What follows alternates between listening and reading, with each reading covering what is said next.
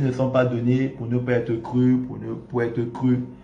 Tu es libre de croire que ce n'est pas un envoyé de Dieu. Tu es libre de croire qu'il ne sert pas Dieu. D'où il faut examiner les prophéties au regard de la parole de Dieu selon 1 Thessaloniciens, selon qu'il est écrit dans le livre de 1 Thessaloniciens chapitre 5 verset 17. Maintenant, prophétie sur le monde.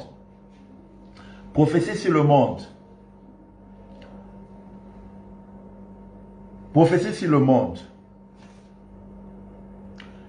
Cette semaine et précisément le 22 janvier 2026, le président des États-Unis, M. Donald Trump, a signé un conseil appelé le Conseil de la paix à Davos.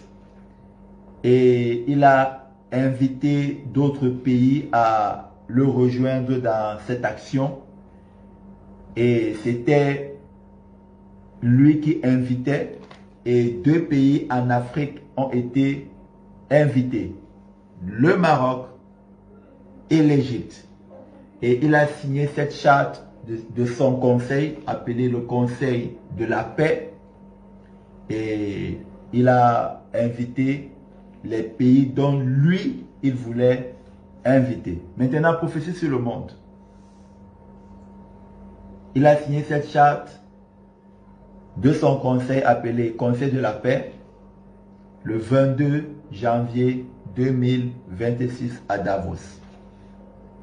Maintenant, la Chine actuellement est en train de s'activer pour contrer, pour faire, c'est-à-dire pour créer également un mouvement qui pourra faire, qui fera le poids, voilà pas qui pourra, qui fera le poids à ce conseil de la paix créé par le président des États-Unis, M.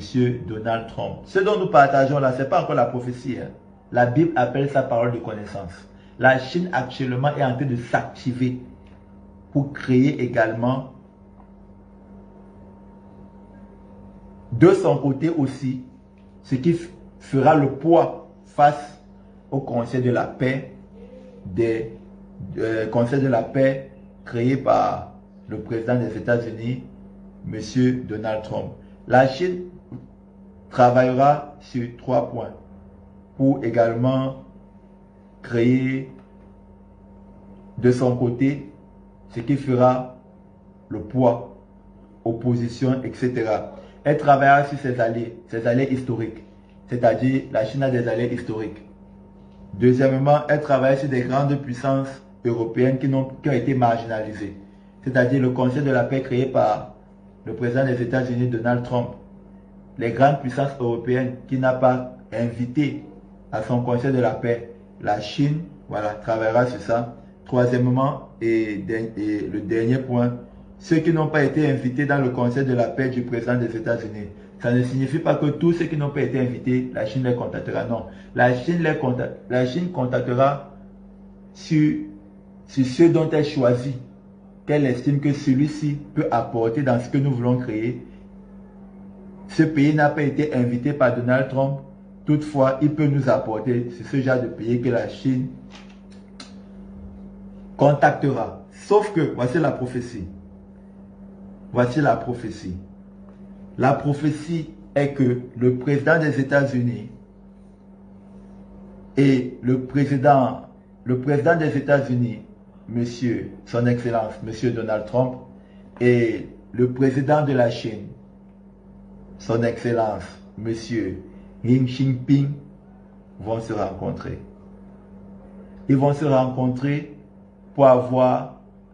En fait, c'est le président des États-Unis qui voudra avoir un accord verbal avec son homologue, le président de la Chine, son Excellence Xi Jinping, pour que un autre mouvement ne soit pas créé. Toutefois, qu'ils aient un accord verbal de comment est-ce que ils vont mettre fin aux guerres dans le monde, de comment est-ce que ils vont cesser les guerres dans le monde. Il y aura une rencontre.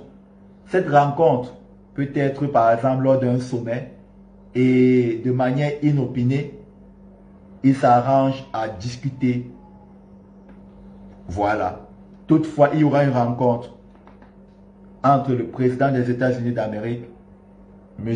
Donald Trump, et le président de la Chine, M. Xi Jinping, pour que le président des États-Unis fera cela pour que le président des États-Unis, pour que le président de la Chine, M. Xi Jinping, ne puisse pas créer